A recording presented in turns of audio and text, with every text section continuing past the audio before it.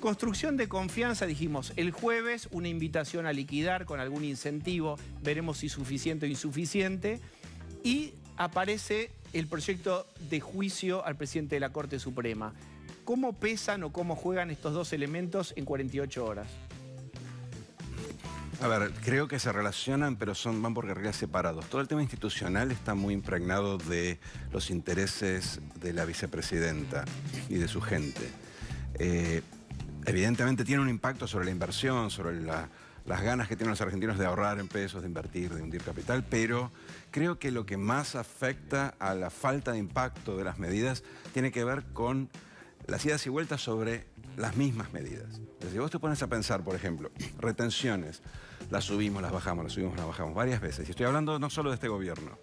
Te pones a pensar, por ejemplo, dicen a los que inviertan les vamos a liberar el cepo. Van a poder el año que viene, si dejan un año el dinero acá, van a poder llevárselo. Cepo, pusimos, sacamos, pusimos, sacamos. Bajamos las cargas sociales para que se creara empleo. A los 2 años cambió el gobierno, subimos las cargas sociales. Metimos un blanqueo, bajamos bienes personales para que entrara la gente y pusiera, ahora subieron bienes personales y aparte le meten un impuesto adicional. La próxima es que el gobierno diga, mira, si me haces esto, yo te prometo que voy a hacer estas medidas. Ese incentivo ya está muerto porque lo que el inversor va a decir, o el ciudadano, o el ahorrista va a decir es, bueno, mira, esperemos 3 años a ver si no levantamos la medida. Esa inconsistencia, esa temporariedad hace que vos toques los botones de ya. El gobierno hoy tiene muy pocos botones que tienen un impacto. Lo único que puede hacer es cambiar, como en el kiosco. ¿Te acuerdas cuando éramos chicos y en el kiosco vos comprabas el cigarrillo y le dabas el dinero mientras el kiosquero te daba el cigarrillo? Bueno, o sea, lo mismo con las retenciones. Digamos, las dos manos, mientras te doy la plata y recibo. La desconfianza es tal que tiene que ser simultáneo. Entonces, ¿cómo leo yo lo de las retenciones? Se sentaron con los que tienen los dólares, por decir de alguna forma, aunque es un poquito más complejo que eso. Y le dijeron, bueno, ¿a qué tipo de cambio efectivo, es decir, neto de retenciones, vos me liquidarías cuánto? Y cerraron un número, no se sabe, seguramente hubo una negociación, posiblemente el del 3% que prometieron es pequeño, pero el verdadero límite que tiene el gobierno es que más allá de esas transacciones específicas, si vos querés generar inversión, si vos querés generar empleo hoy, te has quedado sin credibilidad. Y todas esas medidas y contradicciones que vos mencionabas, lo que hacen es cortar el cable que va atado al botón. Entonces vos ahora haces un programa de incentivos para la inversión y la gente va a tomar el subsidio, pero difícilmente hunda capital en un país donde las medidas duran un par de años.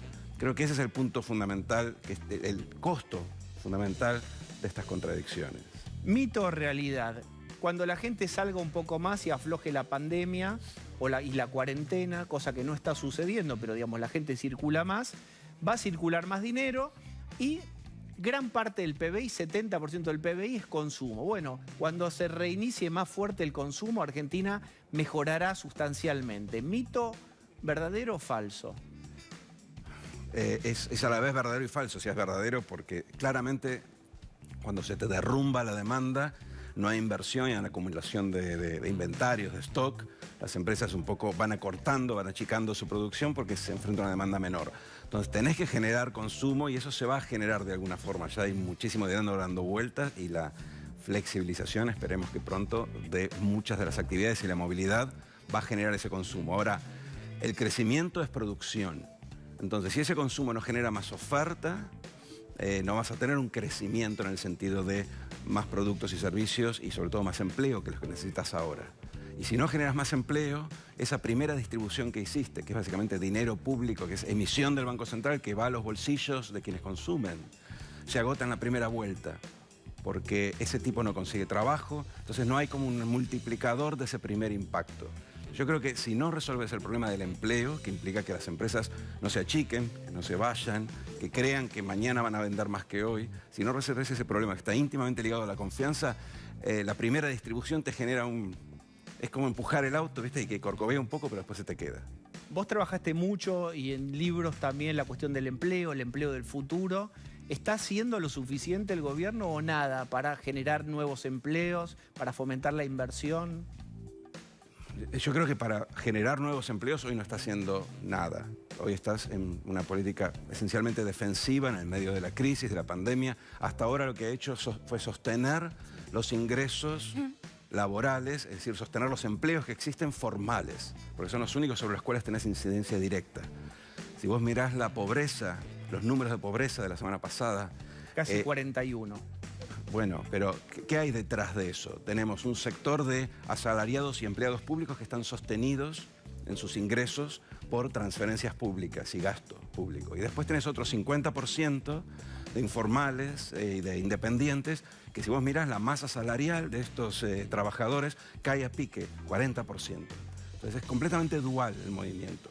Estos que casualmente son los más pobres, los menos formados, alimentan, son los nuevos pobres, si querés. Entonces, la única forma de salir de esa pobreza, de revertir ese proceso, es conseguir trabajo para esta gente. ¿Y cómo se hace? Esa es la pregunta del millón. Hay muchas cosas para hacer. Tendrías que, para empezar, formar a mucha de esta gente para no solo los nuevos trabajos del futuro, sino lo que va a quedar en la pospandemia, porque hay sectores que van a estar muy golpeados. Pensemos en comercio minorista, por ejemplo, turismo. Y hay sectores que son más dinámicos. Y vos querés que los trabajadores que son desplazados de estos sectores más golpeados vayan a los sectores más dinámicos. Pero no van caminando. Los tenés que hacer con formación profesional, con sistemas de empleo, con reuniones entre los empresarios y los sindicatos para ver cómo hacemos para acortar ese puente. Porque si no, lo que sucede es que vas a tener pobreza entre los que perdieron los trabajos y después vas a tener sobredemanda en las actividades más dinámicas. Entonces, fundamental, formación profesional, colaboración público-privada, pero sobre todo entre sindicatos y empresas para achicar este puente.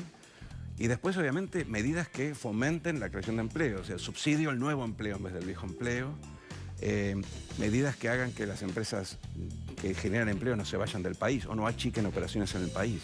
Entonces, la inversión, en ese sentido, es fundamental. Tratar de generar esa expectativa que has roto con la falta de credibilidad. Te digo, es muy difícil, pero vos me preguntás, yo tengo que contestar algo, pero es muy difícil hacerlo. A ver, Marcela. Hola Eduardo, ¿cómo estás? Buenas noches. Justamente quiero abordar este último punto que resaltabas de la inversión. La vicejefa de gabinete, Cecilia Todesca, dijo en un reportaje que la idea de que primero se bajan los impuestos y después llegan las inversiones no funciona en Argentina. ¿Coincidís con este aspecto? Mira, en parte sí. Yo diría lo siguiente. Si vos no tenés expectativas, ya mencioné algo con las cargas sociales. Yo bajo las cargas sociales para que haya más empleo. El empresario dice, vamos a esperar 3 años, a ver si dentro de 3 años no me las suben. Una vez que entré, una vez que creé más empleo. No solo no me las suben, vamos a ver si en 3 años no me prohíben despedir gente o me ponen la doble. Bueno, lo mismo pasa con la baja de impuestos. Nosotros bajamos retenciones y después las volvimos a subir. Podemos bajar, creamos una ley de economía del conocimiento y se retocó al año. Y eso era baja de impuestos, eran extensiones. Entonces yo le pido a un inversor que invierta con un horizonte de 5, 10 años, tengo que tener un mínimo de credibilidad que si le prometo que en 5 años la cosa va a ser de esta manera, bueno, después tengo que cumplir. Y en la medida en que los gobiernos cambian las políticas, nuestra credibilidad tiene 2 o 3 años como mucho hasta que venga el próximo gobierno. Así que bajando los impuestos, sí, difícil que generes inmediatamente la inversión. Ahora, subiendo los impuestos, claramente no creás inversión, la espantás. Entonces yo, más que pensar en términos tributarios, los dejaría ahí, pensaría en cómo generar cómo volver a meter el cable en el botón, o sea, cómo generar la expectativa y la confianza en que una medida dura más de 2 años. Y dame acciones concretas, meta mínima, dicen ustedes los psicólogos. ¿Cómo es? Decime algo pequeñito, concreto, que vaya en el sentido correcto. Que vos digas, este baby step, un pasito chiquitito en el sentido adecuado. ¿Cuál sería? Lo primero que te diría es no rompas más confianza. O sea, día a día, semana a semana, tenemos medidas que son contraproducentes. Estuvimos discutiendo la ley de economía del conocimiento hasta hace poco. La cambiaron para peor. Okay, no hagas eso. Eso es lo más fácil. No hacer cosas en el que Senado, estropean. vamos, expliquemos esto y es muy importante, después vamos a hablar con alguien especialmente de esto. El Senado la retomó, estaba frenada durante 3 meses, diputados la había sacado, y la reformaron tanto que algunos dicen que ya no tiene el sentido y que no va a generar nada. Bueno, por eso digo, lo más fácil de todo es no hacer las cosas que haces mal, dado que hay tantas medidas cerradas. Vos estuviste hablando del dólar recién. Bueno, ¿querés generar un mínimo de previsibilidad cambiaria? no estés metiendo una medida tras otra, atando todo con alambre todos los días. Pero ya lo hicieron, Eduardo, digo, ya lo hicieron. Podés desandar los errores, ¿Se por puede, ejemplo. este mismo gabinete, con estas mismas caras, ya pueden desandar lo hecho o debería haber un cambio? No, siempre podés desandar. Primero que los cambios de gabinete, no sé, hay como una cosa mágica acá, que parece que cambiamos el gabinete, cambian las políticas. Las políticas son de un gobierno y son del presidente. Y el presidente decide y define muchas de esas políticas. Así que, digamos, cambiar las figuritas tiene efectos muy limitados y lo hemos visto en muchos años. No, yo creo que lo pueden hacer. Con la misma gente pueden revertir los errores. Siempre se puede revertir el error.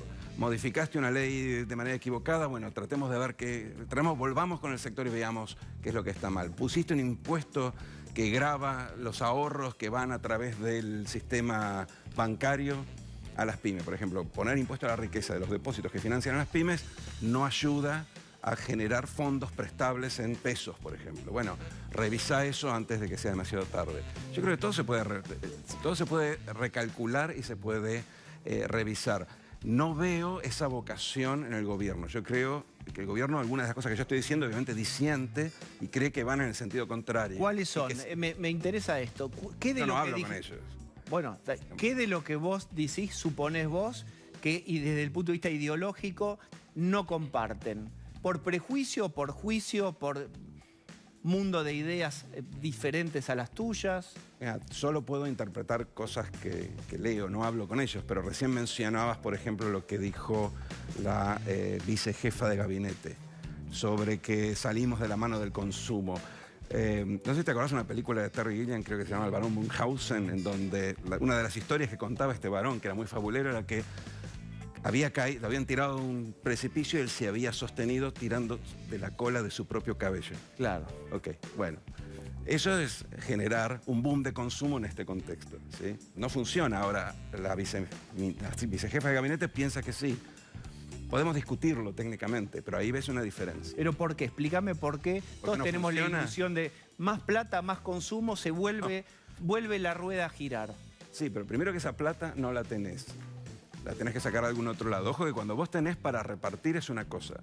Si vos estás en Estados Unidos, donde emitís deuda a 100 años al 0%, traes deuda del futuro, traes, digamos, gasto del futuro, recursos del futuro y los desparramás, bueno, estás desparramando algo que no implica sacarle nada a nadie.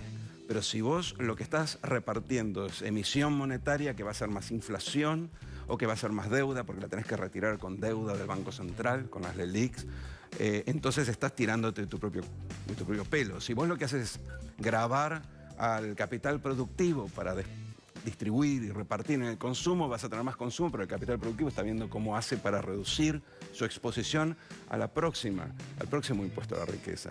Porque no hay ninguna razón por la cual esto no se repita.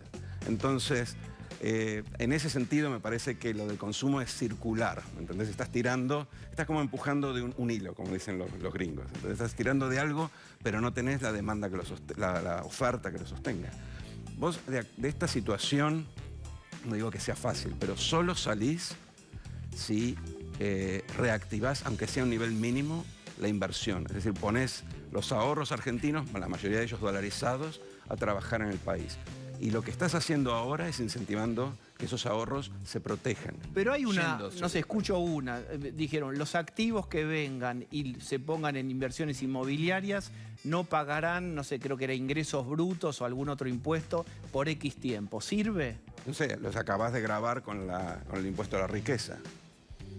No sé si sirven, porque la verdad es que ingresos brutos los bajaste con la reforma fiscal del 17, se cumplió más o menos, ya eso se revirtió. Bien. Nada dura. Entonces es muy difícil que alguien venga con el compromiso de 5 años. A lo sumo lo que te va a decir es, me parece fantástico, dame 2 años, veo qué pasa, veo si el cambio de gobierno revierte las medidas, y entonces por ahí meto unos pesos. Bien, Osvaldo. Eduardo, buenas noches. Se supone entre 1 millón y 1,5 millones de chicos que están desenganchados totalmente del sistema educativo, que es muy probable que sea muy difícil que vuelvan al sistema educativo. El gobierno no parece dar señales con respecto a la vuelta a las clases de manera asistencial. ¿Qué futuro nos espera con esto?